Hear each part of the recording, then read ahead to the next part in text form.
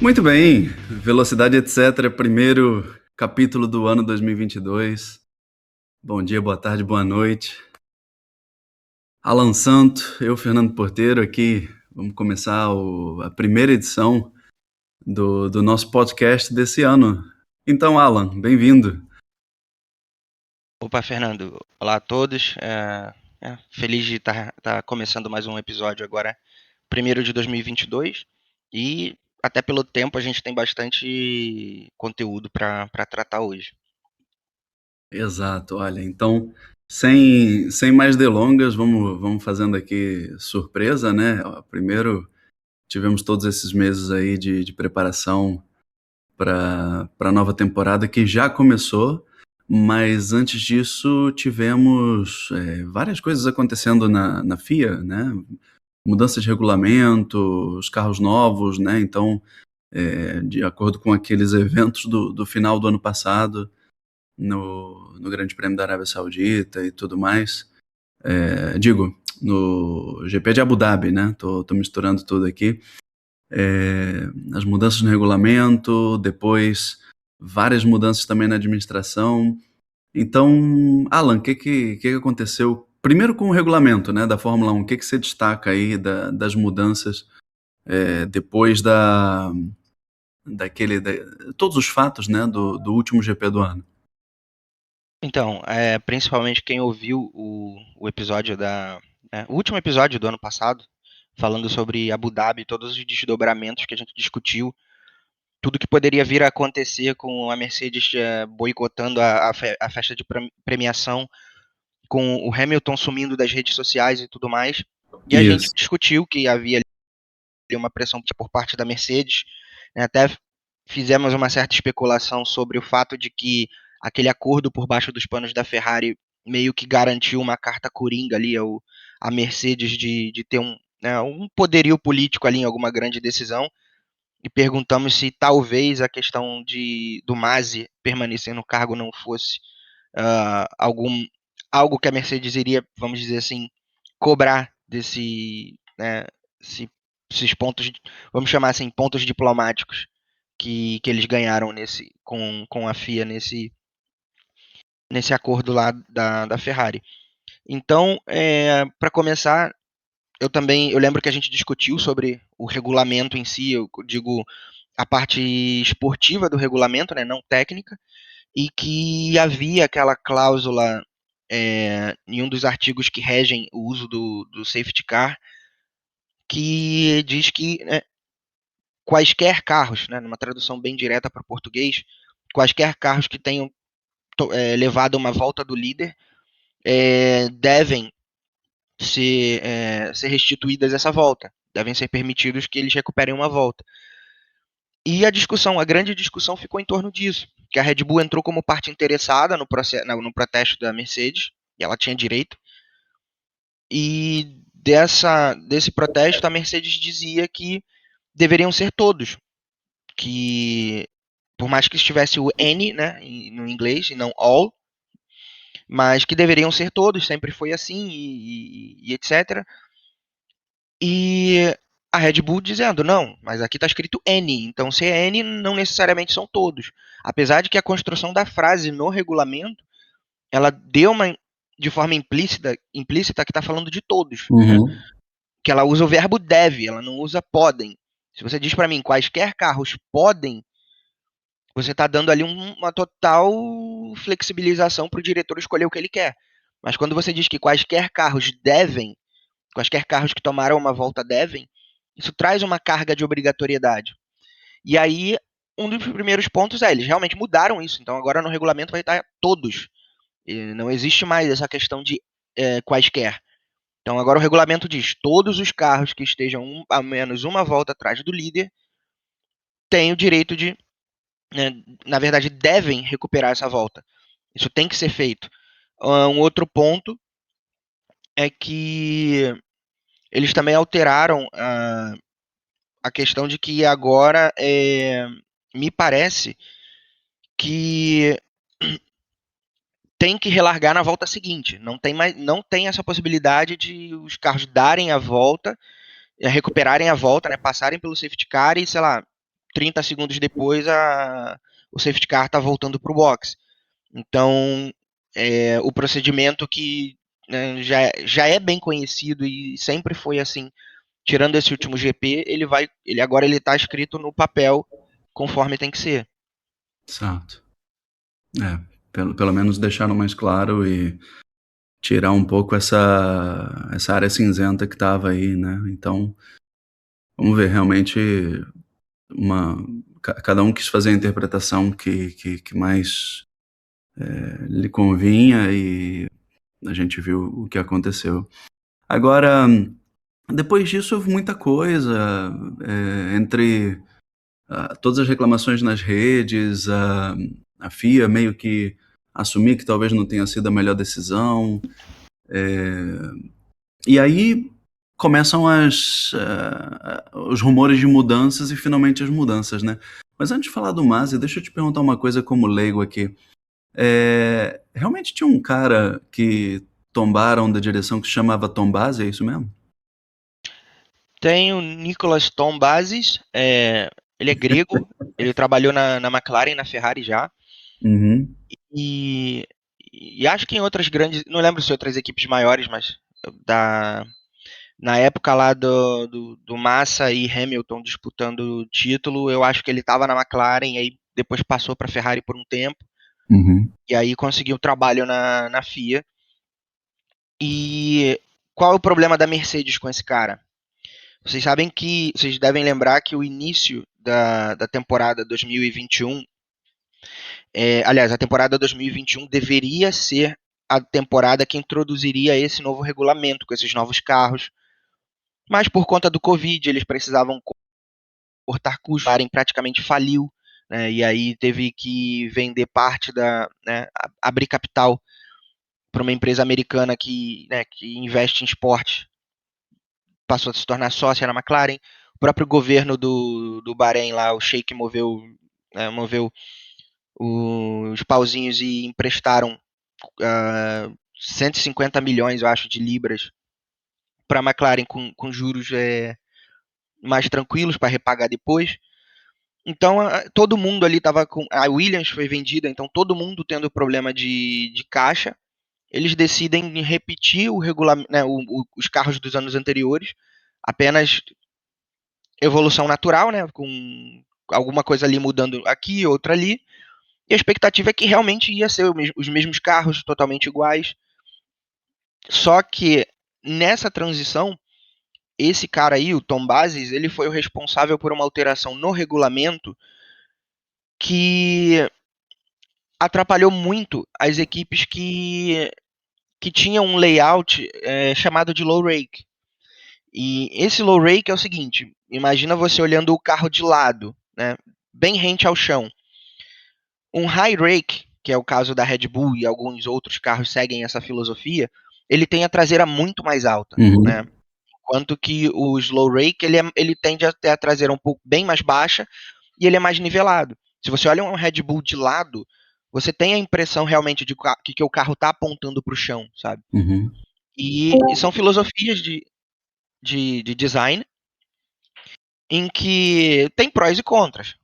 Dali você vai ter o desenho da suspensão vai ser pensando nisso também, ou vice-versa, mas o assoalho do carro, né, toda a parte do design por baixo que é mega importante, e óbvio, a gente não vê, mas é super importante, tanto que às vezes o cara passa numa zebra, dá uma danificadinha de nada ali, e o carro já perde muito rendimento, então tudo aquilo ali é feito, né, essa filosofia do rake, né, de quão alto a traseira vai ser ou não, isso é levado em consideração na concepção do carro. E a Mercedes ganhou tudo nos anos anteriores com o conceito de low rake. Quando o Tom Bases muda o regulamento, praticamente que baniu o rake nos níveis que a Mercedes usa. A Aston Martin usava igual, porque o carro era uma cópia, né? E todo mundo que seguia essa filosofia, eles tiveram que levantar a traseira do carro deles, né? O uhum, rake deles teve que ser elevado um pouco. Não é coisa grande, sabe? Não estamos falando de centímetros, é na casa de milímetros.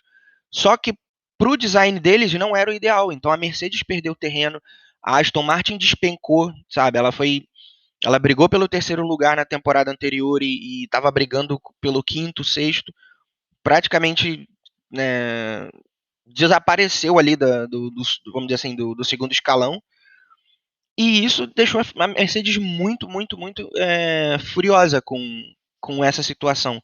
Então eles passaram a ter dois nomes ali de alvos, que eram o Masi, isso já no final do ano, mas ao longo do ano inteiro, o Tom Bazis passou a ser um cara que eles realmente queriam, se eles pudessem, e provavelmente puderam ter algum alguma influência ali, eles queriam o cara fora, Hum. porque para a Fórmula 1 foi magnífico, mas obviamente é a custa de que se mantivesse o desempenho de 2020, é, o campeonato também não teria graça, né? Então, assim, a gente entende o lado da Fórmula 1, que é tentar nivelar ao máximo, mas a gente também entende que a Mercedes se sinta nesse prejuízo pelo fato de que a vantagem dela foi construída no mérito e aí uma canetada aproximou o pessoal de novo. Exato. E aí a gente tem o Tom Basis tombado e finalmente o Masi também retirado, né? Assim, meio que na surdina. E só aproveitando aqui, Francisco Amaral se incorporou ao grupo aqui. Bom dia, Francisco. Bem-vindo. Não sei. Bom dia, senhores. Aí. Estamos aqui no primeiro tópico. Vamos falar aqui da queda do Masi. Alan, não sei se você quer falar disso também, ou será que o Francisco está especialista aqui na história? Como é que vocês... Eu, como estou totalmente por fora, só estou puxando. Só estou dando linha para pipa. Eu posso falar rapidamente, em poucas palavras. Eu avisei. Lá no episódio 3 eu avisei. Eu falei que a pressão da Mercedes que ela estava fazendo de protesto, essa coisa toda, não era para mudar o resultado, mas era uma pressão política para que mudanças viessem a acontecer. Inclusive a mudança de nomes, né, de pessoas e não só das regras, né, do regulamento esportivo lá no papel. Exato. E Frank, o que você opina aí? Cara, desde do final do ano lá, quando começou aquele chororô da Mercedes, era meio óbvio que eles queriam a cabeça dos caras. O resultado nunca foi muito de mudar na Fórmula 1, assim. Você muda o resultado, logo a seguir é uma corrida, por exemplo. Mas mudar resultado de campeonato, esquece. Esquece. Não tem nenhuma condição. Então aquilo ali era um chororô, já estava com intenção. E como todo mundo estava falando que era a cabeça do Masi que eles queriam e do Tom Bases, não deu outra. Pois é. E só me relembra aqui uma coisa, porque eu, mais uma vez, de fora da parte política, o Jean Todt saiu o ano passado também, entrou o Stefano Domenicali, ou isso já foi de 2020 para 2021? Na verdade, são posições diferentes. O Ah, Domenicali, tá. ele é vamos dizer assim, ele tá no lugar que antes era o Bernie Eccleston. Se eu não estou Ah, enganado, na, ali no comando da Fórmula 1 como categoria. isso. Mas o Jean Todt, ele era presidente da FIA, né, ele terminou o último mandato dele, ele não podia mais se candidatar, e aí ganhou o nosso amigo Sheik lá, que bateu o Renault na reta em 2009. Esse aí mesmo, tá certo, bem lembrado. Agora tá clarificado. Um é o presidente da FIA e o outro é o diretor da Fórmula 1, tá certo. Agora tá. Tô em dia aqui com os carnês da felicidade. Pra quem é do tempo, sabe do que É eu tô mais ou menos o falando. que era o Balestre e o Mosley. Isso. Show de bola. Então é isso. E é, Fala. e é só para complementar dessas mudanças, Hum. o Masi ele foi rebaixado. A Fórmula 1, né, ele chegou a ser dito que ele foi demitido na grande mídia, mas a Fórmula 1 diz que ele não foi demitido, que vão encontrar uma nova função para ele. E saiu até no motorsport.com esses dias que a Fórmula 1 estava para ter uma conversa com ele para discutir e achar qual a nova função que ele vai desempenhar. Eles, essa mudança, no caso, eles trouxeram de forma alternada os diretores de prova da WEC, né, da Mundial de Endurance, e da DTM, que é Eduardo Freitas e Niels Wittich, parece que é isso. E trouxeram também o Herbie Blush como consultor, né? Que ele já não desempenhava mais essa função. Uhum. E ele volta como consultor ativo ali. E vai ter uma espécie de VAR também, ou seja, numa sala onde os caras vão estar fazendo review ali de incidentes em tempo real e ajudando as decisões de tomada, as tomadas de decisão dos diretores né, do diretor que tiver a cargo. E aí Uhum. outra coisa bem interessante também é que um dos diretores, o que vem da DTM, ele disse que ele não vai ficar monitorando e servindo de babá para as equipes e pilotos. Um Uhum. exemplo, um piloto ganhou uma vantagem cortando uma chicane ou algo do tipo, o próprio piloto tem que devolver. Ele não vai entrar no rádio igual o Masi fazia para dizer, olha, seu piloto ganhou tanto tempo nessa espalhada e ele tem que devolver. Esse diretor já falou que isso não vai mais acontecer, que os pilotos têm um número X de voltas e se não for devolvido, vai entrar em análise pelos comissários e a punição vai sair sem nem mesmo consultar a equipe. Quando vê, já vai estar o anúncio lá que o cara tem que pagar a punição. Então, ele está jogando essa responsabilidade para as equipes e pilotos de se policiarem, porque se tiver que punir, eles vão punir e não vai ter esse tipo de conversa dele em relação às equipes e também as equipes não vão ter esse acesso igual tinha antes de qualquer coisa eles abrirem o rádio para pentelhar o diretor de prova, que no caso era o Masi. Uhum. Não ficar aquela coisa de negociar a punição, né? Que a gente tanto falou ano passado também. Muito bem, Exato. perfeito. Então, é isso. E agora vamos para o ponto mais, assim, gráfico da coisa, né? Então tivemos aí a pré-temporada, lançamento de novos carros. O lançamento foi uma coisa, quando a gente viu os carros no circuito de Montmeló era outra coisa. Mercedes deu uma emagrecida também, que muitos de nós queríamos conseguir, né? Do design para a prática. E como vocês viram isso? Como sempre, as equipes fazendo sandbagging, né? Já vimos aí no primeiro GP um resultado... Assim, a Ferrari teve um bom desempenho também nos testes, mas obviamente as outras posições, tudo muito dúbio, muito misterioso, mas tivemos aí até no primeiro GP alguma surpresa com a Haas, né? Uma surpresa feliz, eu até diria, ver eles de volta entre os primeiros, mas já falaremos da Haas, temos um ponto só para eles. E o que a gente destaca assim nesses testes de pré-temporada?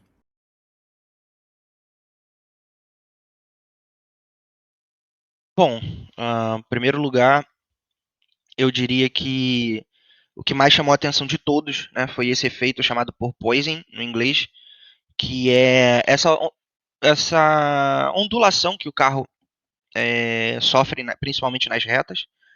Não sei se teria uma tradução para isso no português, mas como o regulamento introduz de volta o efeito solo e à medida em que o carro ganha velocidade, esse efeito ele se acentua e puxa mais o carro, a grosso modo, puxa mais o carro em direção ao solo. Só que aí o carro desce tanto a ponto de que o espaço para o ar passar por baixo do carro fica tão limitado e aí acaba jogando o carro de volta para cima.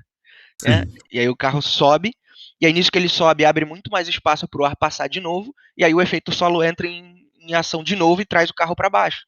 E aí você fica nesse efeito de pêndulo, no meio da reta, e muitas equipes sofreram, né, estão sofrendo com isso até agora, umas outras tiveram menos. A McLaren, por exemplo, é um caso que eles dizem que não estão sofrendo tanto com isso, e as imagens também parecem mostrar. Então, num primeiro momento, vendo até mesmo o desempenho da McLaren em Barcelona, mas o fato de que eles não tinham sendo tão afetados por esse efeito de pêndulo, eu cheguei a achar que era um bom ano para a McLaren. Então, Uhum. mas é aquilo, não dá para tirar de teste, não dá para tirar nada de teste, né, até o momento em que o primeiro qualifying acontece. Você sempre tem a ideia de que a Mercedes está fazendo o sandbagging agressivo que eles fazem. Esse ano não parece o caso, mas assim, findada uma corrida, eu também ainda acho que não é o momento para cravar todas as situações do campeonato. Muita coisa já está, obviamente, clara para a gente vai comentar logo mais. Mas dos testes em si, eu acho que é isso. Foi Uhum. um momento em que tiveram poucas bandeiras vermelhas, para falar a verdade. Poucas equipes sofreram com problema de confiabilidade uma ou outra. Todo mundo teve tempo para testar os carros. E, e sim, a Ferrari, de todas elas, foi a que demonstrou ali uma tranquilidade muito maior no que eles estavam fazendo. Então, Uhum. é, eu lembro que eu acho que não sei se é o Reginaldo Leme, mas tem algum desses caras do meio que dizem que quando você chega na pré-temporada e você vê a equipe, todo mundo com um sorriso aberto, trabalhando de forma relaxada, e o tempo dos caras lá embaixo, pode ter certeza que ali eles já estão muito seguros que o carro é bem nascido e vai dar bons resultados. E às vezes, equipes que, por exemplo, estão fazendo ali o topo dos tempos, mas está todo mundo tenso, os caras estão botando o carro vazio para tentar arrumar patrocínio e eles sabem que quando for para valer mesmo não vai ser bom. Então, Uhum. isso é algo que a gente não tem, né? Essa visão, porque a gente não está lá. Mas assim, do que se ouve, do que se viu, realmente na Ferrari os dias foram bem ensolarados lá na garagem deles. Uhum. Sim. Tivemos aí. Eu gostei de você ter chamado de pêndulo. Eu, quando vi, chamei de efeito pula-pula. É até não sei, fica um tanto ridículo, né? Os caras gastam milhões e aí quando botam o carro na pista fica aquele pula-pula. Não sei até se não tem algum efeito na saúde dos pilotos, né? Depois de 1h40, 1h50, a mais de 300 com aquela vibração vertical, o que aquilo pode causar nos pilotos ao longo do ano ou dos anos, né?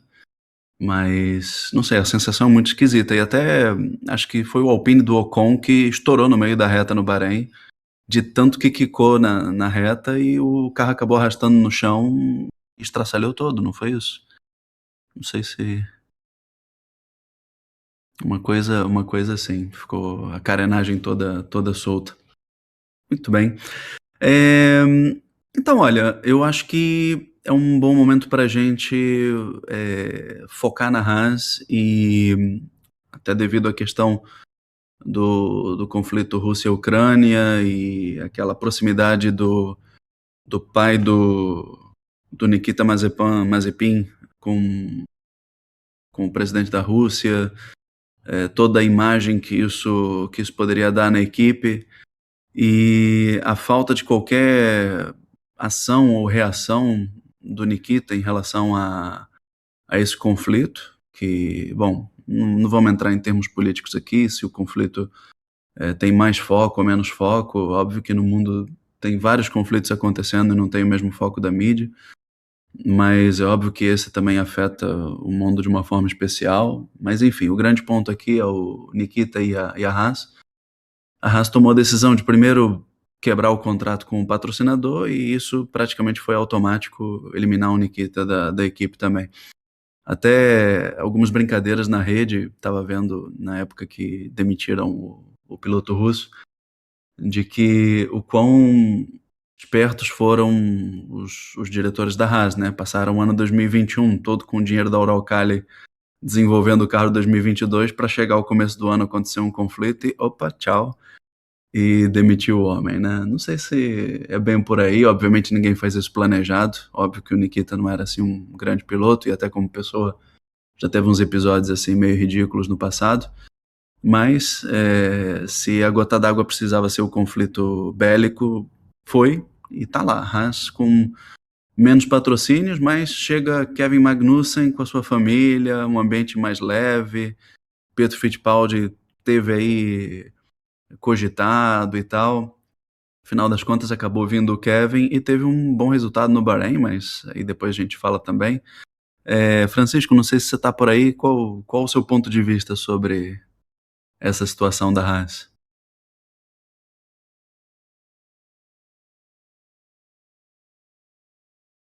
Olha, Assim, o Mazepin não é tão mau piloto assim. Ele foi, obviamente, ele não é um gênio. E, assim, agora, num grid que tem Stroll, tem, sei lá, Latifi, tá ali no ambiente dele, não tá muito fora, não. Mas ele é meio porrinha louca, né? E hoje em dia acho que a Fórmula 1 tem muito espaço para De Césares da vida, essas coisas. Ele não tinha Tsunoda. muito respeito na pista, né? Aham. Mas assim, ele não, ele, a Raiz ia ficar muito mal vista se tivesse mantido ele. E deve ter tido alguma pressãozinha de alguns outras partes. E eles acabaram deixando o cara para lá. Esse dinheiro vai fazer falta? Com certeza. Mas eu acho que eles já tinham algum plano B, porque eles não largar na Fórmula 1 ninguém larga o dinheiro só por uma boa ação. Eu acho que talvez tenha alguma coisa já de alguma conversa com o pessoal da Andretti. Tá? Esse é eu desconfio que possa ter alguma coisa. Em relação ao Pietro, isso aí foi lobby muito até da imprensa brasileira para tentar botar ele lá. Ele não tinha a mínima chance. Ele não tinha nem talento nem dinheiro. Uhum. Se a Haas optasse por dinheiro, ia arrumar algum piloto que tivesse dinheiro, e não é o caso dele. E se fosse por talento, também não. Optaram por talento e dinheiro. O Magnussen leva algum patrocínio, sim, da Dinamarca. Uhum. Da Dinamarca. Eu ouvi que Então, os números eram 20 milhões, né? não é pouca coisa. Tem um dinheirinho lá dele e o cara é bom, né? Então, foram na bola de segurança. Esse dinheirinho já dá para sobreviver um tempo. E eles já deviam saber que tinha um carro bom e principalmente um motor muito bom. Eu acho que o que está fazendo mais diferença esse ano é o motor. Você pode ver que todos os carros de motor Mercedes foram para trás e todos os carros de motor Ferrari foram para frente. Então a Ferrari acertou a mão depois daquele caso lá de 2 anos atrás, do escândalo lá do motor bombado Adulterado. lá. E a Mercedes, por alguma razão, perdeu a mão. Porque teve até um caso domingo, né, que você me perguntou, o negócio estava todo mundo na mesma volta. Eu falei, Isso. tinham 13 na mesma volta. Os outros 7, um era o Gasly que tinha explodido lá, pegado fogo, e os outros 6 eram os 6 Mercedes, sem ser a Mercedes. Olha só. Então, isso mostra que a Mercedes andou para trás. E quem se deu mal nessa, eu acho que quem acabou perdendo mais terreno aí acabou sendo a McLaren. E, além daqueles problemas lá que eles falam de freios, né? Acho que o Alan depois vai falar isso aí com mais propriedade. Mas eu acho que também pesou muito esse motor Mercedes que andou para trás. No caso da Mercedes, né, no caso dos motores em si, eu acho o seguinte, toda a própria, acho que a própria história ela prova muitas vezes isso ao longo da Fórmula 1, que sempre que você cria uma dominação por vários anos, quem está na frente perde esse referencial de saber o quanto precisa melhorar para manter. É muito mais fácil, eu diria até, pode demorar, igual normalmente demora, mas para quebrar essas hegemonias, mas quando você está atrás e você tem ali o teu objetivo de eu preciso ser melhor do que a Mercedes, é algo de certa forma concreto. Agora, se você está ali como a Mercedes e eu preciso manter-me como a melhor, sabe? Você não tem muito uma ideia do que você precisa para manter isso. E aí, muitas vezes, quando a gente fala que a Mercedes piorou, talvez dá até a ideia de que ela andou para trás, mas muito provavelmente nem é esse o caso. Ela evoluiu, só que evoluiu não tanto quanto as demais e nesse jogo de evoluções ela foi ultrapassada, né? Não Uhum. necessariamente houve uma regressão. Pode ter acontecido? Claro que pode. É normal até que aconteça. Foi assim com a Honda no final dos anos 80 ali para os anos 90. A Renault teve um período ali do meio dos anos. Do início mais para o final dos anos 90. Né? E aí é, tem esses momentos, isso no caso falando em motores, né? Então tem ali também essa questão de que quando você é o referencial a ser alcançado, você realmente perde essa referência, né? Você passa a não ter essa ideia do quanto evoluir. Então, acho que isso pode ser, né, o que está passando pela Mercedes agora. E sobre a McLaren, os testes deles em Barcelona foram ok. Né? Eles fizeram não necessariamente tempo, mas também um número grande de voltas sem problemas de confiabilidade. Seguiram o programa à risca, mas aí chega no Bahrein e eles não conseguiam fazer mais de, se eu não me engano, 10 voltas antes de os freios superaquecerem. Então eles tiveram que improvisar né, dutos de freios novos, que foram feitos às pressas na Inglaterra e enviados para o Bahrein para eles poderem substituir e ir para a corrida. Então é muito provável que, de certa forma, eles tenham tido esse problema mesmo na corrida, de ter que dar uma tirada ali. Mas não é só isso, porque se fosse apenas isso, a classificação da McLaren teria sido muito melhor. Né? A gente está falando de uma equipe que largou ali em 14º e 15º, eu acho. 13º e 18º. Então, na primeira volta, a gente já tinha a McLaren em última e a outra em 18º. Né?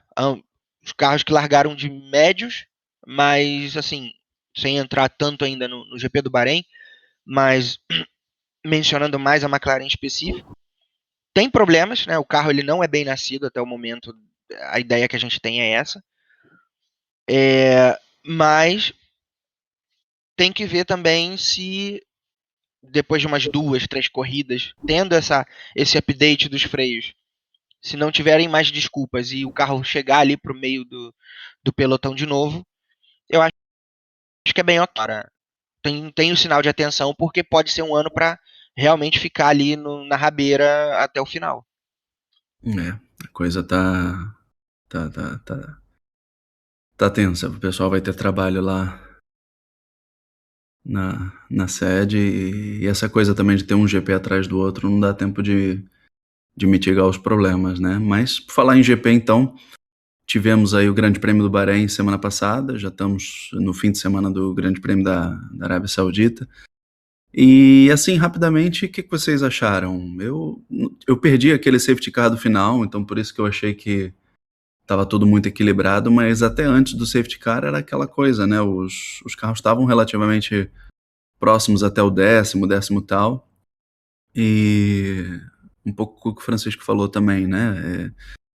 Quem estava com o motor Mercedes acabou realmente ficando para trás. Então, fora isso, as outras equipes, de uma forma geral, não teve grandes diferenças e realmente parece que a hegemonia da Mercedes acabou, né? O que dá um pouco aí de equilíbrio, mesmo que no final do ano eles ganhem, mas não creio.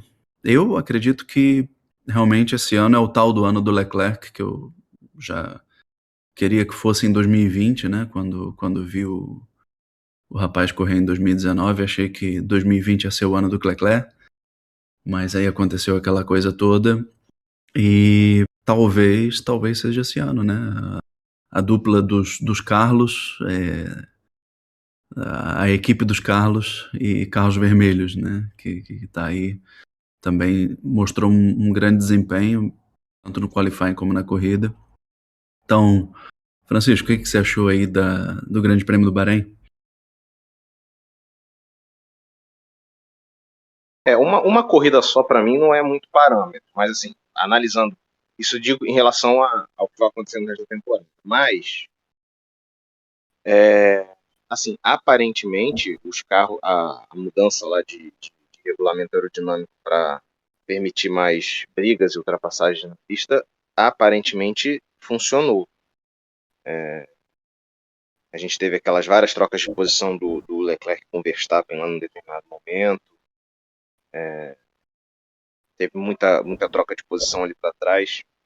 Mas assim, eu prefiro esperar mais umas corridas para ver. E não adianta muito essas corridas de autódromo Tilk, não. Tem que pegar umas pistas mais cascudas aí para ver como é que vai rolar. Mas a corrida em si foi boa.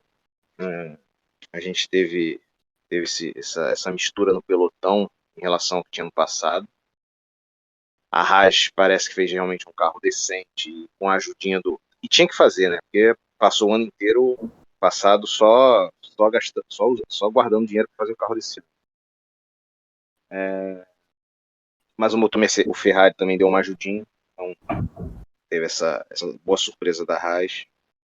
A Renault, agora é Alpine, né? Continua ali no mesmo ponto, não vai nem fica, nunca sai ali da meiuca. A Mercedes realmente foi para trás, não tem jeito, não foi esconder jogo. O Russell eu acho que vai comer um pãozinho que o diabo amassou esse ano. Se não abrir o olho, ele corre o risco de virar um Van Dorn da vida aí, que sucumbiu lá na McLaren.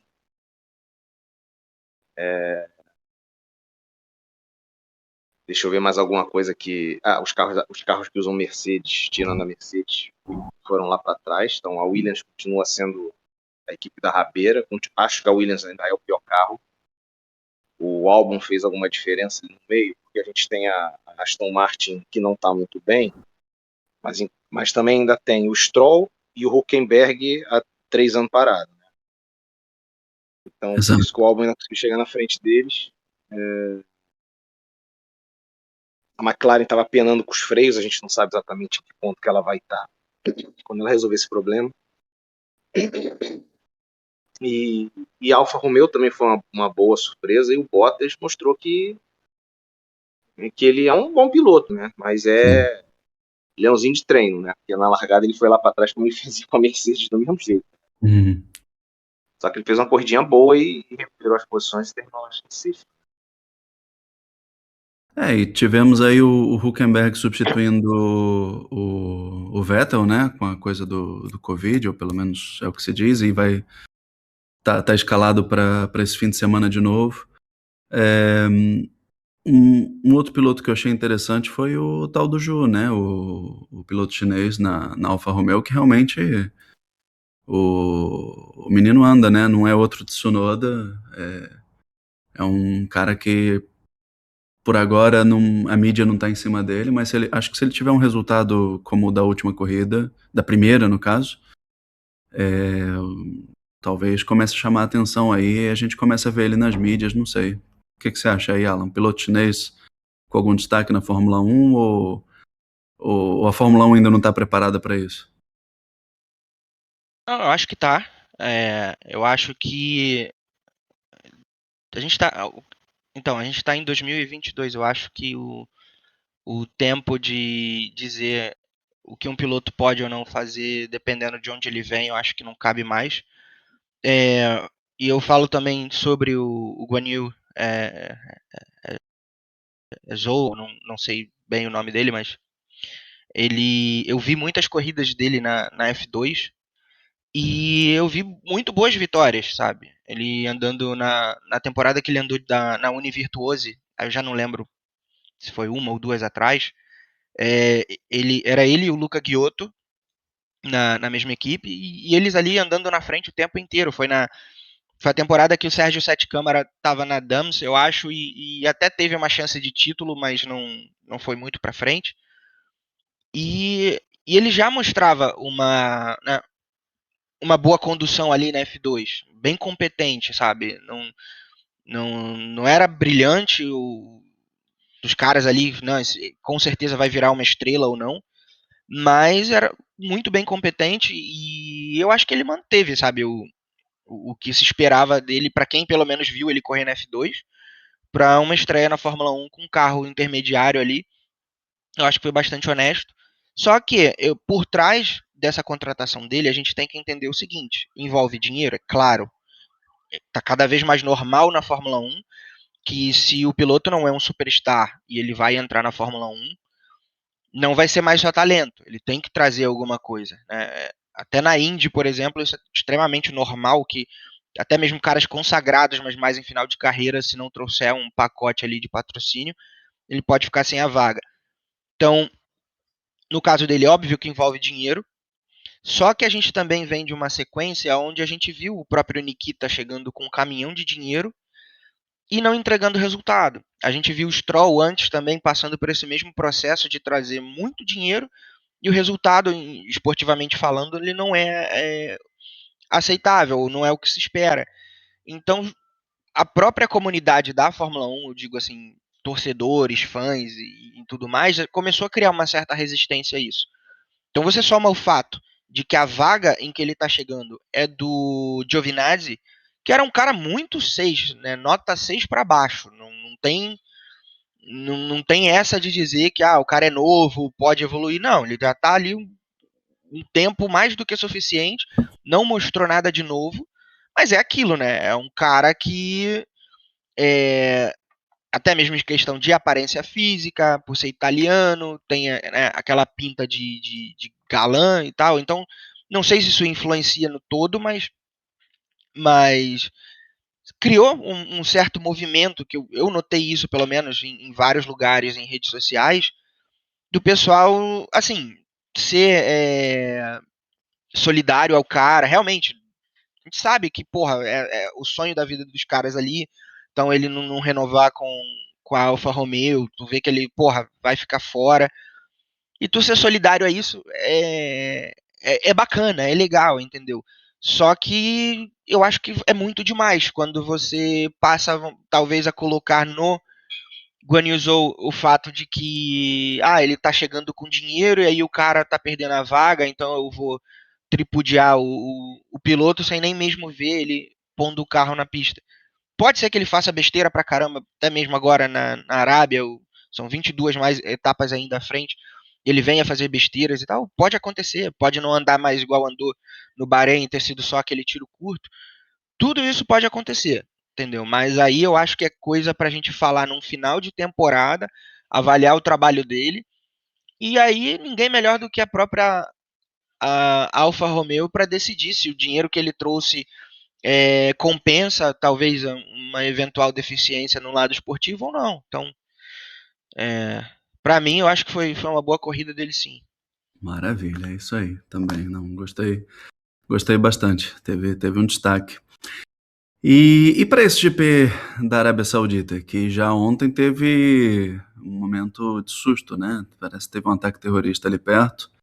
Então, antes, desculpa interromper, é porque eu queria até só falar algumas coisinhas do GP do Bahrein de modo geral, né? Eu acabei só pontuando coisas bem específicas.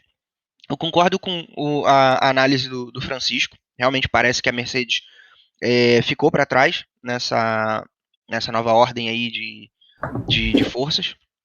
Em questão do motor e também do carro em si, né? Como equipe, eles também perderam muito espaço ali. Mas uma coisa que é muito interessante, eu acho que a gente não. Talvez muita gente não prestou atenção, mas os cobertores térmicos foram banidos, né, para essa temporada. E eu acho que a volta do Hamilton de um dos pitstops foi muito emblemático isso. Que ele quase roda.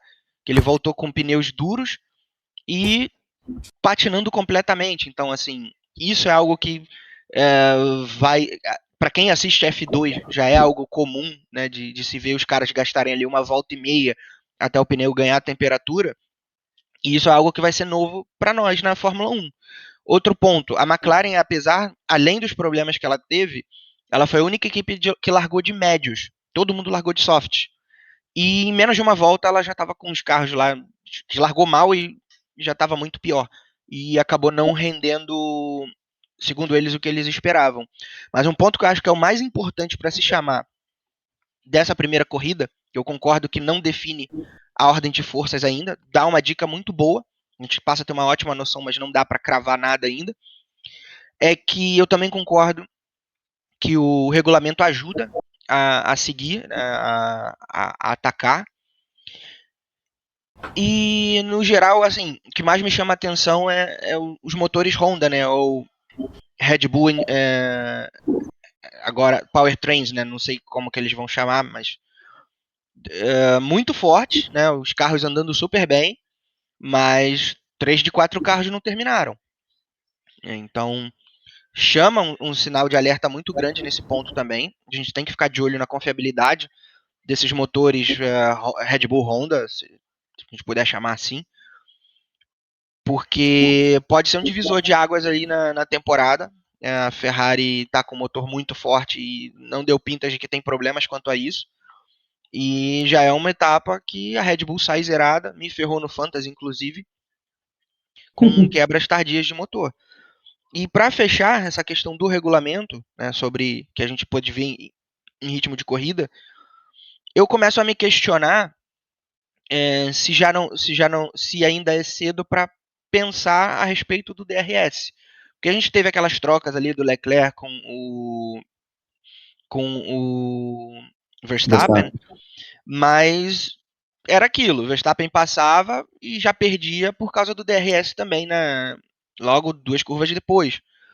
E aí eu fiquei pensando ao longo da semana, e eu acho assim, já talvez não seria o caso para a temporada que vem se pensar, se não quiser ser tão drástico de eliminar qualquer tipo de artifício para ajudar o piloto que ataca. Por que não talvez um push to pass? Porque aí todo mundo tem a mesma quantidade. O DRS ele se torna injusto porque o cara da frente ele não tem o DRS enquanto ele não for ultrapassado. E o cara de trás pode passar a corrida inteira abrindo DRS até uma hora conseguir passar. Agora, com push to pass, tipo, sei lá, 200 segundos como é na Indy para todo mundo. Se você gastar cedo, gastou. Se gastou para se defender e depois faltar, o problema é teu. Pois é bem por aí mesmo. E foi bem lembrada a questão da Red Bull, aquele DNF no final. Muito bem, vamos para a Arábia então, que é do ladinho. O que vocês esperam? Eu, mais uma vez, estou completamente por fora. Daqui a pouco, acho que é o qualifying. Não sei se daqui a 1 hora ou daqui a 2 horas ainda. E o tal do ataque terrorista. Mas, enfim, o que vocês esperam? Francisco, o que você tem aí a dizer sobre o circuito de Jeddah? Ou como se pronuncia o nome? Só uma piadinha ordinária para começar. Essa corrida vai ser um estouro. Vai sendo. sim. Já está sendo um estouro. Tá quente. Só para terminar o assunto, só que eu queria falar, eu esqueci de falar do Zhu lá, Guan Yu Zhu, o que quer que seja. Ele é um piloto bem honesto, tá? Eu via muito ele na Fórmula 2. Acho que ele não é gênio, mas ele é um piloto bem honesto. Eu não esperava nenhum desastre dele, não. Tá? Ele fez uma temporada muito boa na Fórmula 2 ano passado.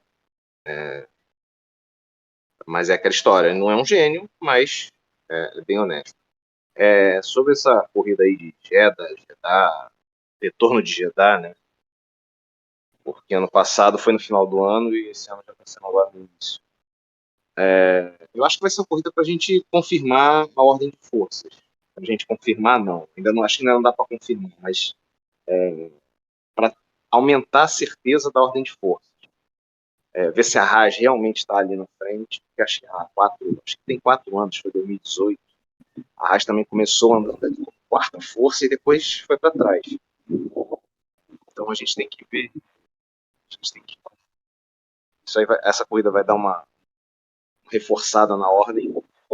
Se a McLaren começa a resolver alguma coisa, que eu acho difícil, muito em cima para resolver. A Mercedes continua pulando, pelo que eu vi de ontem lá, continua lá o esquema que eu estou chamando de pula pirata. Eu vi um onboard do Hamilton ontem, cara, e parecia que ele estava naquele brinquedo que fica rodando lá no parque de diversão, que fica rodando e dando tranco. Uhum. Cara, tava ridículo que ele pulava o capacete. Então, eles fizeram as mudanças no circuito, eu ainda não vi exatamente o que é. Eu sei que acho que eles alargaram aquela curva longa para a esquerda, de média para alta, eles deram uma largada nela. Mas eu só vi mais fotos e alguns videozinhos assim, muito curtos, não consegui acompanhar os treinos. Então, não sei o que a pista mudou muito. Mas eu acho que não vai mudar muito o resultado em relação ao Bahrein, não. Vai continuar a Ferrari com a Red Bull brigando lá na frente. Vamos ver se esse motor da Red Bull aí, que agora é cheio de letrinha também, a Globo gostava de chamar a Red Bull de RBR e agora a própria Red Bull chama o motor de RBPT. Então, Vamos ver se vai continuar tendo esses problemas de motor na corrida. É mais uma corrida para confirmação, para assentamento de opinião sobre como vai desenvolver o ano. Não é ainda conclusivo, mas acho que já vai dar para ter um bom caminho do que a gente vai ter até o final do ano. Mas eu acho que vai continuar brigando Ferrari. A Mercedes pode ser que recupere ao longo do ano, mas eu acho que vai acabar ficando longe. A não ser que a Ferrari e a Red Bull fiquem se matando, tirando ponto, e a Mercedes ache a solução lá na frente e aproveitando eles terem se perdido ponto entre eles, ela consiga recuperar. Mas eu acho que vai ser uma boa corrida. A pista acho que tinha bons pontos de ultrapassagem. Teve aquela briga lá do ano passado do Hamilton batendo atrás do Verstappen lá naquele break test lá do Verstappen. Vai ser bom para a gente vai ter umas respostas sobre a temporada e também sobre como é esse circuito, né? A segunda vez só a gente pode ter esse circuito é bom, médio, ruim, ou o que. Uma coisa que a gente ainda não considerou, eu digo a gente, no caso eu digo como a comunidade, né, de fãs, não sei se especialistas mesmo, o pessoal que trabalha lá, mídia e tal, já comentaram sobre isso, mas como o regulamento é novo, a gente está descobrindo praticamente tudo a respeito desses carros, a respeito das equipes, de como eles funcionam, de desempenho. Eu concordo que ao final dessa corrida também a gente não tem como já ter todas as respostas, mas hoje eu concordo que o torcedor da Ferrari ele tem toda a razão e todo o direito de estar confiante. É o cara que mais pode estar nesse momento, eu diria. Torcedor da Red Bull também. E o da Mercedes preocupado, isso é fato. Só que eu não acho que pro torcedor da Mercedes, por exemplo, já aquela sensação de início do fim. Por que eu digo isso? Eu digo para todos, né? Até esse ponto que o Francisco tocou em relação a Haas começar uma temporada como quarta força e caindo, é que as equipes de menor investimento, elas realmente não têm o mesmo poder de atualização dos carros, de manter essa performance ao longo do ano. Então, assim, a gente está vendo a McLaren lá atrás, e aí eu falo muito como torcedor e com o lado da esperança, é que realmente, se a gente confirmar que esse carro é mal nascido, que o problema do freio não é a única situação, eu tenho a esperança, até pelos históricos recentes, de que a McLaren é uma equipe que consegue evoluir muito ao longo do ano. E aí, vai ganhar a corrida no final do ano? Provavelmente não.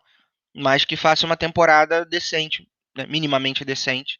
Difícil pelas últimas duas que eles tiveram, que não repetir aquilo seja aceitável, mas provavelmente vai ser o caso.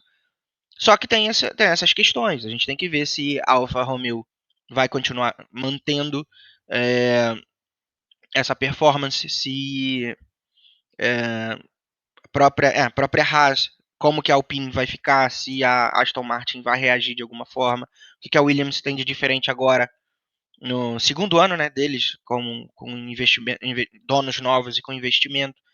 Então, tudo isso a gente vai precisar ir descobrindo ao longo da temporada, mas também, que é muito importante, eu acho que não se comenta ainda, é o quão esses carros, nesse regulamento, podem ser afetados de uma pista para outra. Um exemplo, a gente viu a Ferrari com uma corrida maravilhosa, viu eles andando bem nos testes de pré-temporada, mas digamos que tão bem agora nos treinos para o GP da Arábia, mas digamos que um exemplo, a gente chega em Imola e a Mercedes venha tipo destruindo todo mundo e na corrida seguinte eles estão mal de novo. Só dando um exemplo, sabe? A gente ainda não tem essa ideia do quão a característica da pista pode influenciar os carros, como a gente sabia que acontecia nas temporadas anteriores. E a gente já tinha uma ideia do quão forte ou não esse efeito aconteceria,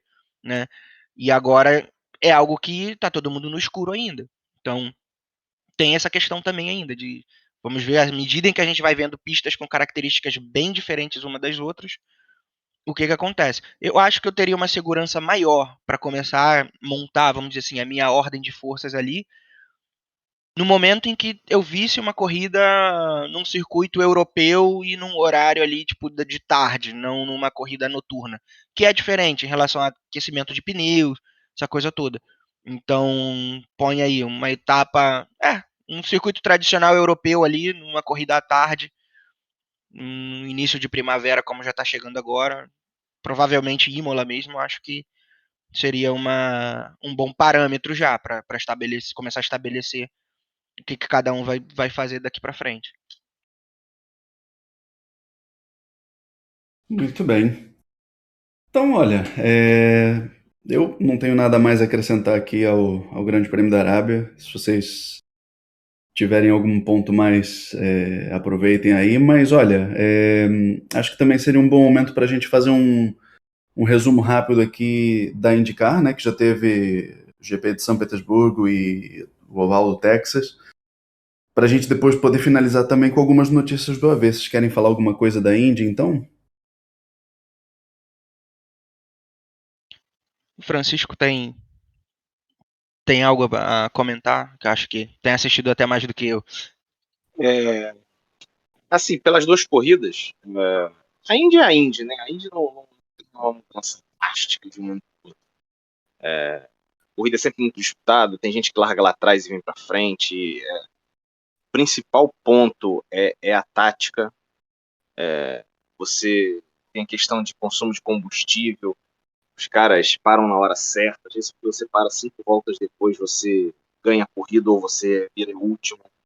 É uma questão muito tática. Os pneus degradam de repente, o ponto de pista que você pega tráfego, é muito. São muitos detalhes para você ter um bom resultado. E nisso as equipes grandes se dão bem porque elas têm bons estrategistas. A Penske, acho que esse ano vem forte. O Scott McLaughlin, eu acho que ele pegou a mão agora esse ano do carro da Indy. Ele fez uma excelente corrida, as duas excelentes corridas. Tem que ver só a questão psicológica, porque ele tomou um passão do New Garden na última curva lá no Texas, que se o cara não tiver o psicológico meio forte, ele pode entrar em espiral para baixo. Mas ele começou o ano muito bem. Alguns pontos assim específicos de alguns pilotos, que eu me lembro agora aqui de comentar. O Sato vai fazer os milagres dele em oval, principalmente, mesmo uma equipe. Ele estava andando muito bem no Texas, mas vai pagar também por exatamente por essa equipe nanica, jogar ele lá para último. Tem um estreante, o tal do Devlin De Francesco, que conseguiu jogar 4 caras no muro, em 3 oportunidades diferentes. Ele jogou o Sato, depois ele jogou acho que o Kirkwood, e por último ele jogou o Hélio e o Reinhal. Então o cara é bom de fazer strike. Aí nessa do Reinhal e do Hélio ele foi junto. Outro ponto, o Jimmy Johnson, que não fazia nada no passado, tomou coragem de andar em oval e andou bem no Texas. Terminou em sexto, estava andando em quinto, o Dixon passou ele no final. Em relação aos estreantes, esse Kyle Kirkwood, ele é bom piloto. Ele, apesar de estar na Foz, ele estava fazendo uma excelente corrida no Texas, até ter se jogado para fora. O Hélio não tem, eu acho que ele já não tem mais fôlego para coisas maiores, mas Indianápolis sempre é possível, né? Isso aí não tem muito limite de idade e tal. O cara sabe andar em oval, o cara vai até que os reflexos comecem a decair, que acho que ainda não é o caso nesse ponto para esse tipo de corrida. Além disso, em relação ao campeonato, a Penske, como eu falei, a Penske está forte e a Ganassi é acima da força. Isso aí não vai mudar muito. Você tem aquelas corridas pontuais de alguns outros carros, mas acho que não vai sair disso não. Vai ficar entre Penske e Ganassi. A Andretti continua perdida nos seus pilotos. O Grosjean até que começou o campeonato razoável, não está fazendo grandes besteiras. Na verdade, nenhuma besteira. Ele deu uma porrada na traseira do Sato em São Petersburgo, mas acho que foi mais culpa do Sato e dos outros pilotos que estavam muito lentos para abrir volta e ele vinha em volta rápido. Ele tomou um susto e pegou uns 3 carros na frente, quase parados, e encheu a traseira do Sato. em treino. Mas assim, no Texas, Andretti teve problema mecânico no Grosjean, ele abandonou por problema mecânico. O Rossi também problema mecânico. Esse De Francesco é o cara de destruir carro. E o Colton Herta não está conseguindo andar na frente. Assim, andar no pelotão da frente, mas ele não está conseguindo andar lá na frente entre os 3, 4 primeiros. E no Texas, inclusive, ele andou para trás por causa de tática. Ele ficou precisando economizar combustível no final e foi para trás. Então acho que a Andretti vai voltar a não ser um candidato ao título forte. E assim, vou dar o meu chute na lua aqui. Olho no Marcos Ericsson. Eu acho que a gente tem aquela visão dele pela Fórmula 1, que ele não era grandes coisas, mas acho que ele conseguiu pegar a mão do carro e ele evoluiu muito ano passado. E esse ano ele está bem. O Dixon, eu acho que já está um pouco em queda. Acho que agora ele já está começando já está no declínio da carreira dele. Ano passado já foi um ponto de declínio, eu acho que ele está declinando. Então você tem o Palou, que é o atual campeão, e acho que o segundo carro da Ganassi esse ano vai ser o Ericsson. Se ele acertar um pouquinho aí, eu vou botar como zebra aí o Ericsson esse ano.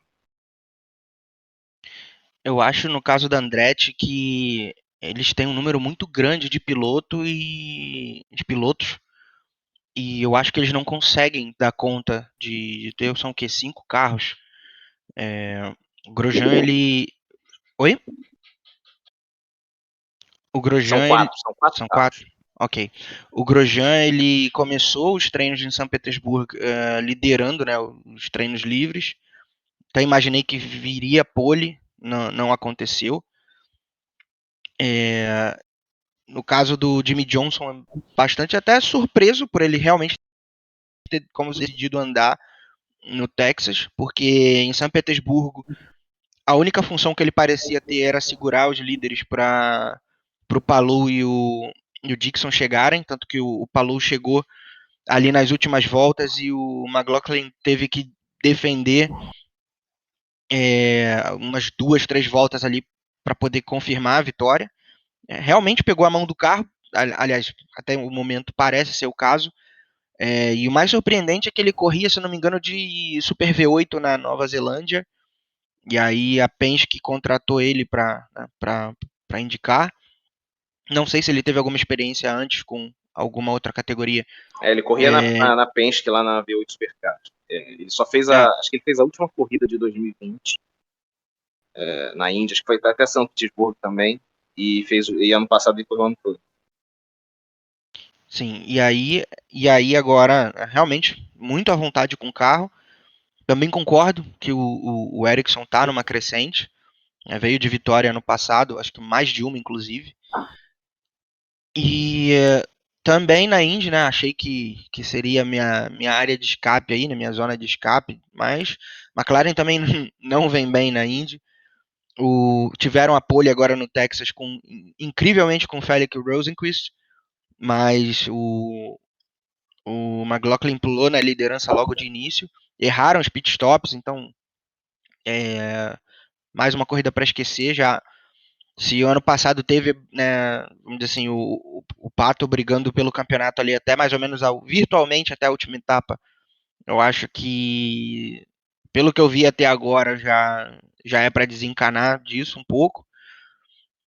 E eu acho que eu sinto falta do Colton Herta nesse momento ali brigando nesse pelotão ali do top 3, igual o Francisco falou, porque é o nome badalado, né? É o superstar ali americano numa fórmula americana e é o que, vamos dizer assim, o próprio mercado local provavelmente mais deseja. Então, é, não que seja um problema o fato, é muito legal que a categoria seja internacionalizada, né? Você tem um neozelandês, um espanhol e um sueco ali, tipo, terminando no pódio. Isso realmente é legal.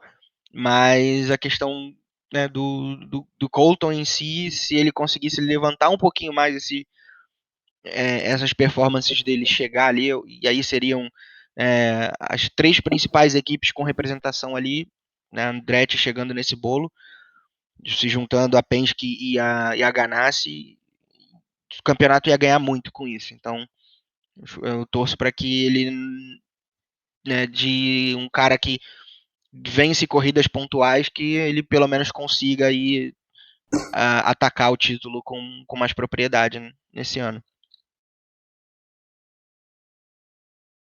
Perfeito. Então, eu fico quieto porque gosto da Indy, gosto do Long Beach, mas realmente estou totalmente por fora, então é bom que eu aprendo com vocês aqui. E para finalizar, falar um pouco de AV. Aí sim eu já vou puxar um pouco a sardinha para o nosso lado, porque, né, a gente administra aí as ligas e tudo mais. Vários eventos aí para o ano, alguns deram uma esfriada, outros estão animando. Olha, a gente teve um bump aí no Race Room, o pessoal se animou bastante com as possibilidades do Race Room. Até eventos DTM, fizemos a corrida o outro dia com DTM na pista de Nordlife, foi bacana, né? Tivemos aí uma quantidade boa de participações, mas já tivemos o começo do Fórmula 1 1979, também, né? F1 Retro, e o F2 também, né? O pessoal tá no F2 lá, batalhando com um carrinho bacana também, fazendo aí as corridas de apoio da nossa DRM, né? Mas também já se preparando para a chegada deles no Fórmula 1 79, que deve acontecer daqui a 2 etapas, né? A gente já teve aí Kyalami e o Grande Prêmio da Argentina e Brasil, e agora vamos ter daqui a umas semanas o Grande Prêmio de Long Beach, ou seja, os Estados Unidos do Oeste. Então, Alan, o que você tem visto aí na galera nova? Algum destaque, alguma coisa que você queira frisar? Então, primeiro de tudo, ela tem mostrado corridas de alto nível bastante alto, com o pessoal disputando ali de forma limpa, entendendo a proposta, né, entendendo que é uma plataforma para o pessoal realmente pegar a mão de, não só de, sabe, correr com o carro, mas de pensar uma corrida, planejar, de entender o momento, entender os momentos de atacar, de se defender, onde os participantes ali são, né, são novos membros da liga, o pessoal que chega e aí aspira a chegar na Fórmula 1, e também o pessoal que na Fórmula 1 ou nos outros campeonatos normalmente não andam ali entre os primeiros. Então eles têm um espaço para andar entre eles sem, né, os famigerados ETs. Então dá uma motivação pro, né, como a gente tem vamos dizer assim, um grid mais nivelado, você dá motivação também para os caras buscarem aquela, né, aquela melhora ali pensando no F2, mas ele traz isso para as outras séries também.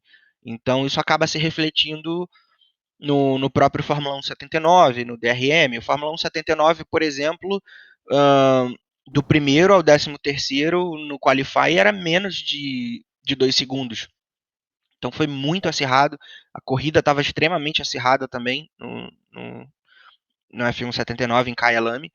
E sobre o F2, a gente tem o líder do campeonato com 2 vitórias, que é o Sandoval. Em segundo é o Gustavo, que não venceu ainda, mas tem uma coleção de pódios ali, de boas corridas, e empatado com 20 pontos.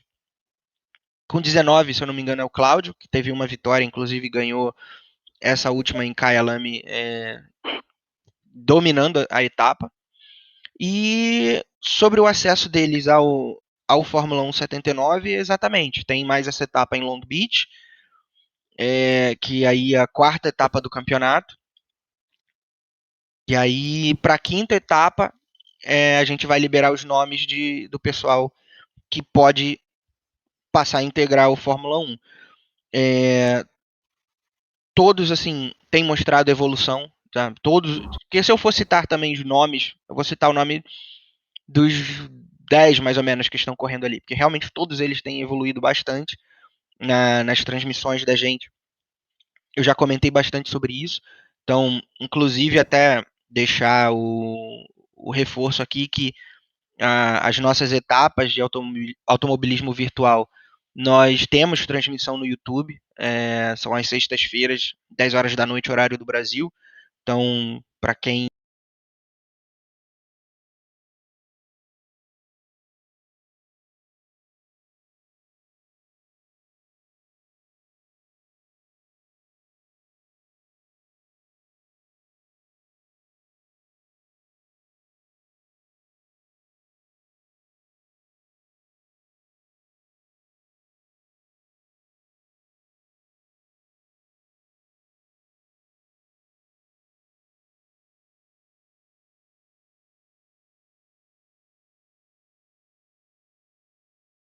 está no período que ele possa integrar o F1.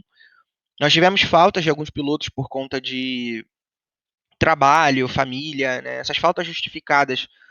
Eu tô ok de usar outras etapas ou etapas de outras séries nossas como compensação. Por exemplo, o Sandoval teve 2 vitórias com autoridade no F2, aí não correu Kyalami por causa de trabalho, mas ele tem um pódio na DRM, então, ou seja, esse pódio conta, sabe, como a terceira corrida dele.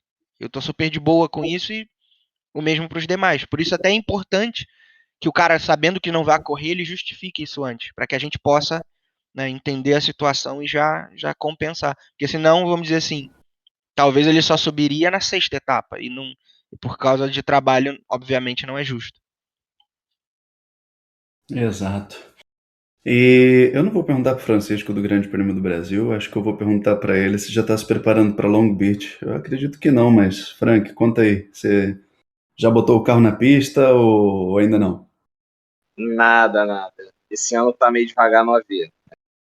Kyalami eu só peguei o carro no dia da corrida, umas 2 horinhas antes. No Brasil também foi muito diferente. Acho que no Brasil ainda tinha treinado um pouquinho antes, mas a corrida terminou muito bem. Eu fiquei muito feliz naquela corrida. Então, o AV, por enquanto, agora nesse início de ano, tá um pouco apertado. Eu tô só mais participando do que eu já estava, né? O 79, o DRM, nada muito além disso. Tô até um pouco por fora do assunto. Mas Long Beach vai ser uma beleza, né? Aqueles muros distantes da pista vai ser uma beleza. E o asfalto não é dos mais aderentes também, né? Eu dei umas voltas Vai ter offline. muito pula pirata lá pelo jeito. Vai ter muito pula, muita coisa ali. Não acho que vai ser igual a Adelaide o ano passado, mas o pessoal que acerte o carro direitinho, porque não é um circuito difícil, mas com aquela pouca aderência, os carros vão beijar muito o muro, né? E de uma forma geral, o 79 é um carro na mão, mas com um comportamento meio que imprevisível, né? Eu não sei, eu gosto dele, mas gosto até mais do que o 85, mas ele tem essa coisa de que a gente não sabe o que vai acontecer. Esse carro do 79, até para ajustar ele, eu acho ele mais difícil. É um ótimo carro para andar, com certeza. Eu, até pelo meu foco maior no DRM e por situação mesmo momentânea, eu tenho treinado bastante menos pro F1 79.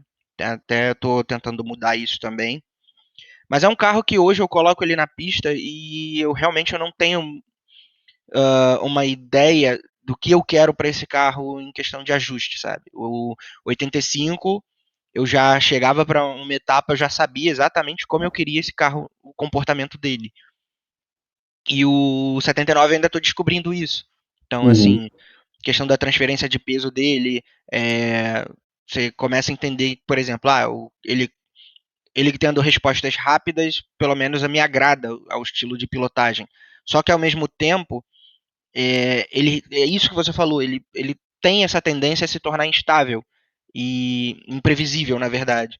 E aí não é uma coisa que acontece, por exemplo, é, toda a volta, mas são situações pontuais. De fato, por exemplo, eu vinha numa corrida bastante interessante em Kyalami, e aí teve aquele episódio bizarro daquela roda do carro do Ed quicando. E quando eu acertei a roda, sabe, eu senti uma leve puxada no volante. Não causou dano no carro, porque eu também olhei. Só que também teve o meu reflexo, né? Além de eu sentir a puxada do carro para um lado, eu também tentei tirar. Então, essa puxada que eu também fiz de reflexo no volante, a frente dele ficou muito solta. Então, eu ainda tirei o pé do acelerador e esperei o grip voltar. E não voltou. Então, nisso, quando eu senti que a gente ia pegar a próxima curva, que é uma curva bem de alta ali, em subida, e eu senti que o carro ia sair de frente, aí no meu desespero eu puxei muito para a esquerda. Só que nessa de puxar para a esquerda, ele voltou demais e eu peguei o meio-fio. E aí, amigo, depois que eu peguei o meio-fio e ele subiu à frente, já era.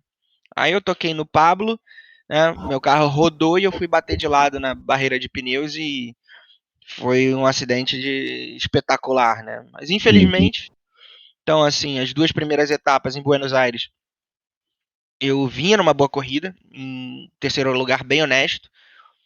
Tentei uma estratégia que eu não havia treinado antes, de trocar dos duros para os macios, e o carro não funcionou, eu errei e bati.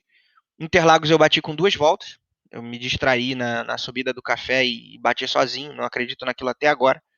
Uhum. E agora Kyalami, não vou poder correr em Long Beach, então vamos para 4 etapas e eu tô zerado no campeonato, então tô começando a ficar bem preocupado com relação a isso. E já começar a apontar os canhões na direção de ajustar o carro para Harama, porque precisa responder. Pois é, pois é.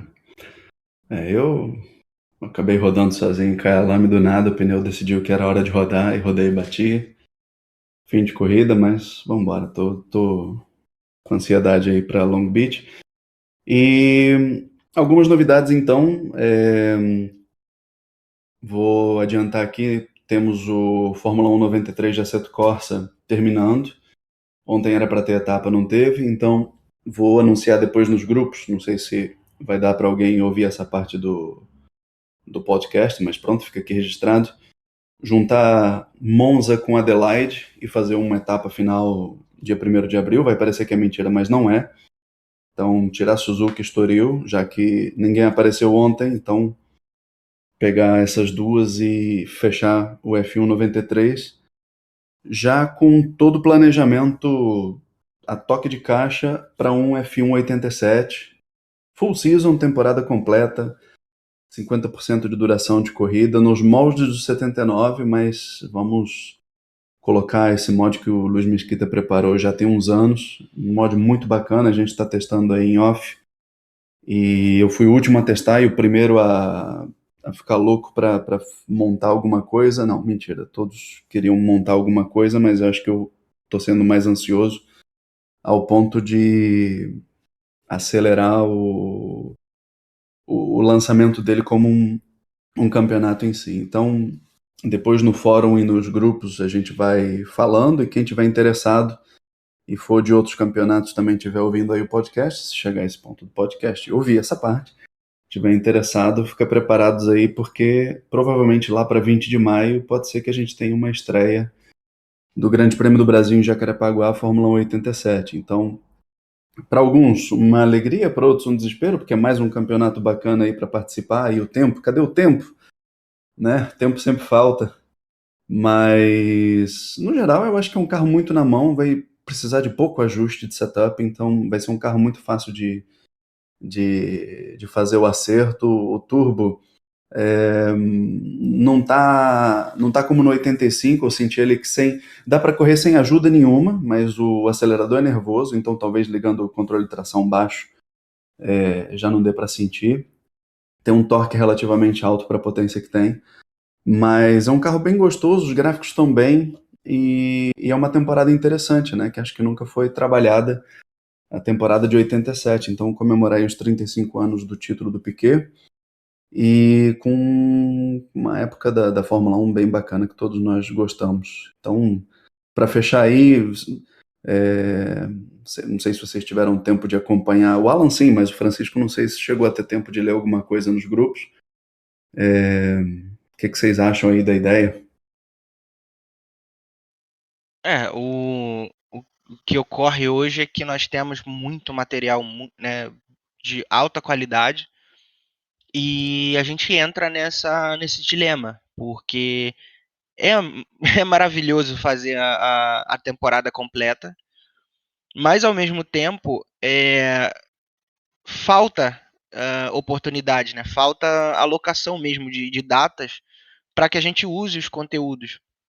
Então, o Retrô antigamente eram campeonatos, né, de 4 etapas, e antes disso, era a cada mês era feito um Grand Prix, né, que era lá como se fosse um final de semana mesmo de corrida, com Practice 1, Practice 2, Qualify, Warm-up, Race, e aí acho que a corrida era em 100%, o pessoal mais antigo vai saber confirmar depois, e com isso a cada mês se via um carro, um mod diferente. Você tinha um mês para se preparar para aquela corrida. Depois as temporadas em 2 meses acabava, né, um campeonato que era de 2 em 2 semanas as corridas. E agora a gente tem um campeonato que dura 1 ano e 3 meses, mais ou menos, 1 ano e 2 meses. E com isso, né, a gente também tem, como eu disse, esses materiais e tem essa vontade de. Não que, por exemplo, enjoamos do 79, não é isso, mas como a gente sabe que tem um 87 e é maravilhoso, tem um 90 que é fantástico, tem vários outros mods ali na fila, e a gente realmente vai ficando, tipo, empolgado de querer pôr eles em utilização. E aí tem esse dilema, né? A gente volta para um esquema de mini campeonato e perde um pouco dessa graça que a gente tem, que é correr a temporada inteira para poder ver carros diferentes, ou aceita o fato de que a gente vai ficar preso num mod, por melhor que ele seja por 1 ano e pouco. Então acho que 2 temporadas completas em paralelo cabe no nosso calendário. E por que não, né? Na verdade, é, é mais um desafio, mas assim, mas é o que a gente gosta. Então eu acho que super cabe. E é uma corrida por mês e o pessoal corre quando puder também.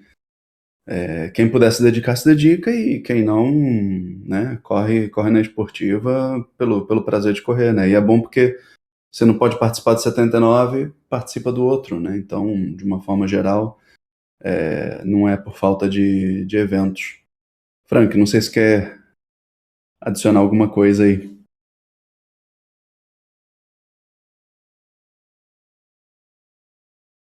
Eu sou apaixonado esses mods de Fórmula 1 da década de 80, né?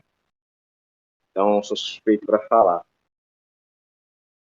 Mas é aquela história, né, que eu já falei. Como o tempo está pintado, a gente vai participando mais por prazer. Mas tempo mesmo para treinar e tentar andar na frente que é difícil. Mas é sempre bom de ter, ter opções para brincar, né? Eu levo isso muito na brincadeira. Não acho que se levar essa coisa muito a sério seja muito saudável, como algumas pessoas fazem. Pois é, pois é. Brincadeira. Se você ganhar, ótimo. Se você não ganhar, paciência.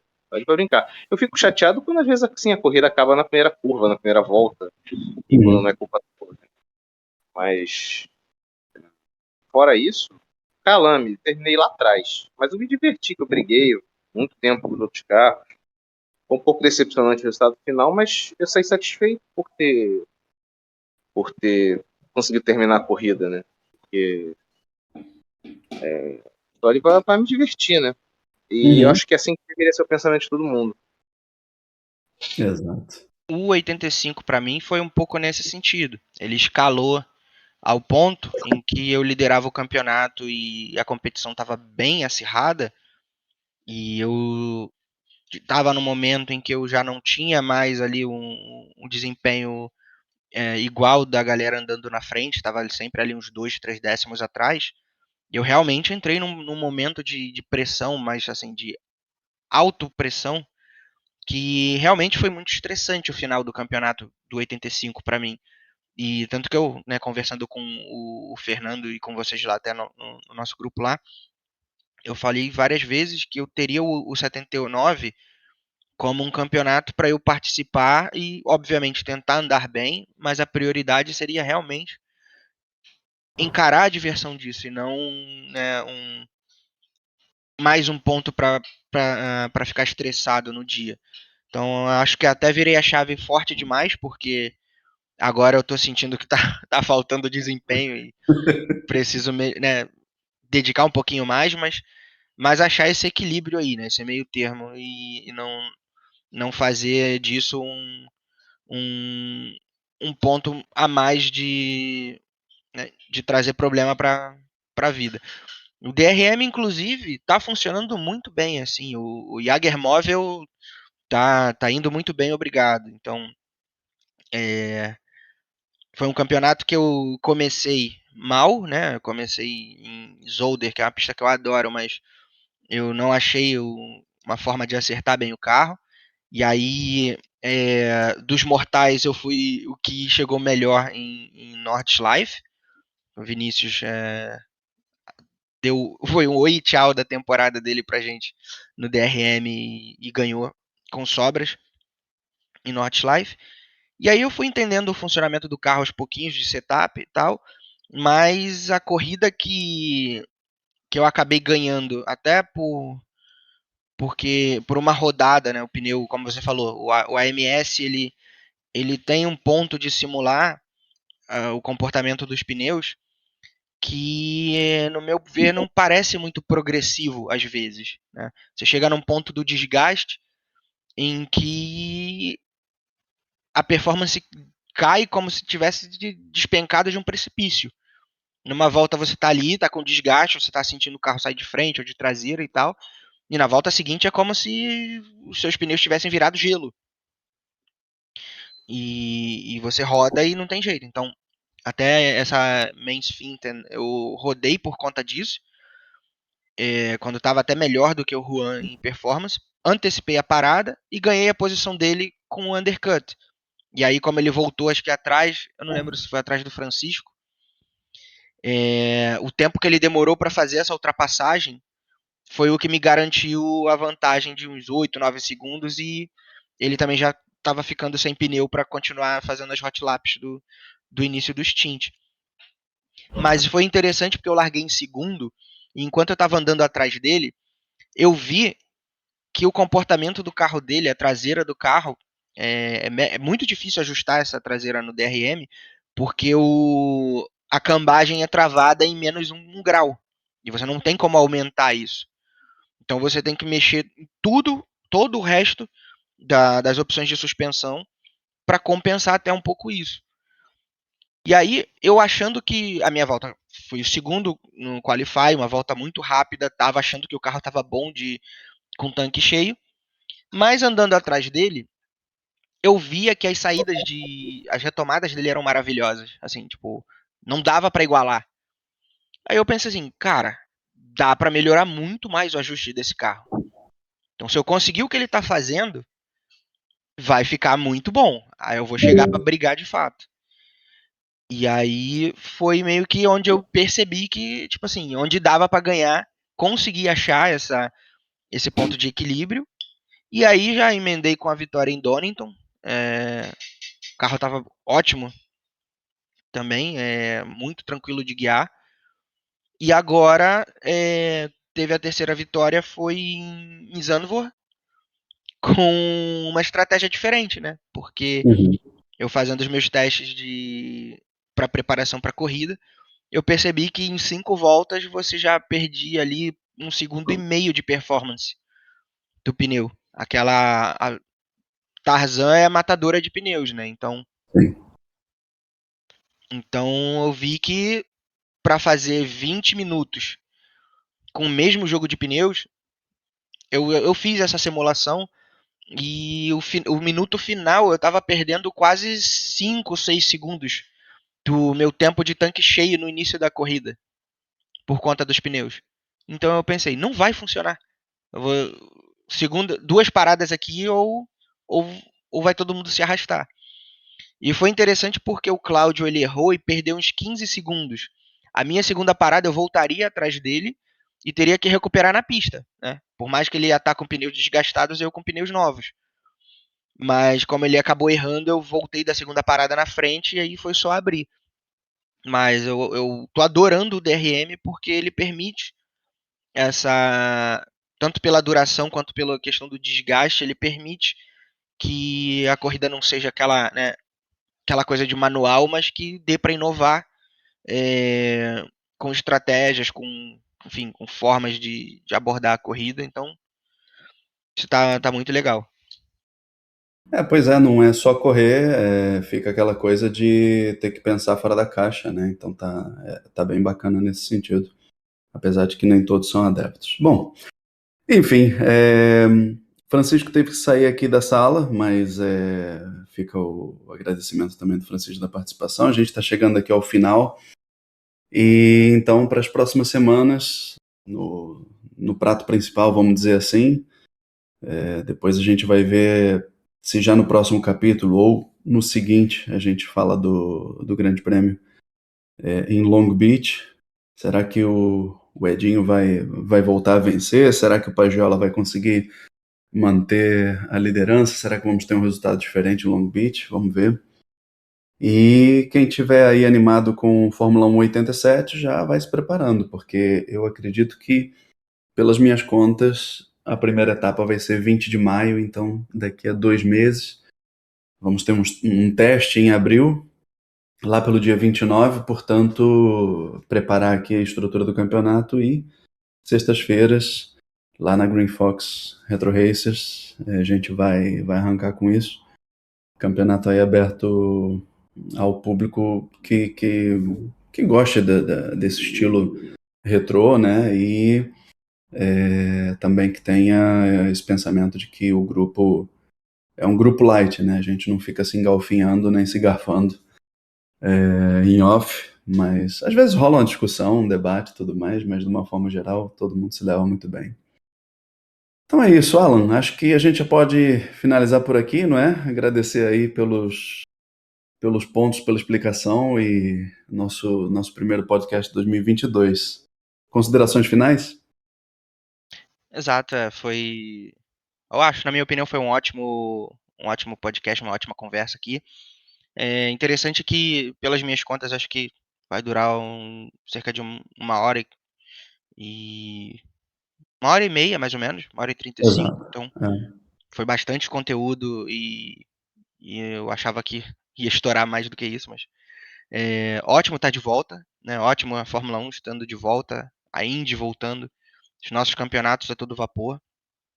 Então, o de sempre, agradecer o pessoal por escutar, por pedir para divulgar, deixar feedback, sugestões, que ajuda bastante pra gente.